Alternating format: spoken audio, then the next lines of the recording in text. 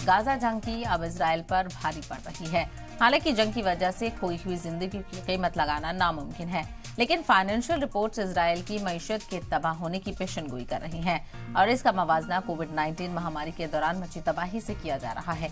2,20,000 से ज्यादा रिजर्विस्टों की तैनाती के साथ साथ सरकार का खर्च 7 अक्टूबर से आसमान छू रहा है, जिसकी वजह से मईशत सबसे बड़े चैलेंज का सामना कर रही है। जीडीपी की शरह 2023 में 3% से कम होकर 2024 में सिर्फ 1% रह जाने का इम्कान है। जंग से इजराइल में मजदूर बेकार हो गए हैं, तामीराती काम रुक गया है और टूरिज्म भी खत्म हो गया है। इजराइल को टैक्स रेवेन्यू में कमी की वजह से करीब $20 अरब का नुकसान होने की उम्मीद है।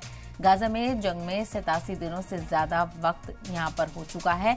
लगातार ये जंग जारी है। दोनों फरीकीन की तरफ से मरने वालों की तादाद बढ़ती जा रही है। गाजा में अब तक 21,000 से ज्यादा लोगों की जान चली गई है और 1.8 मिलियन लोग बेघर हुए हैं।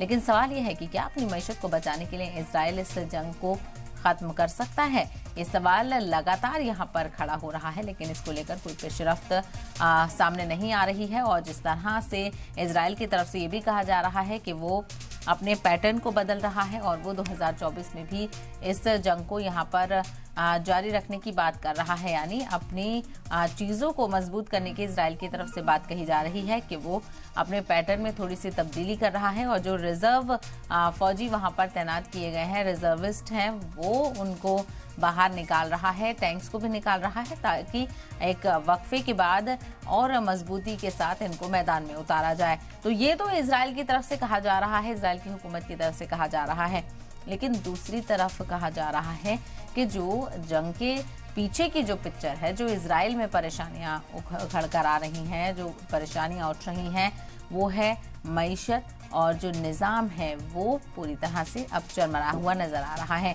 आइंदा दिनों में इलेक्शन की बात भी कही जा रही और कई तरह की पेशरफ्त सामने आ रही हैं।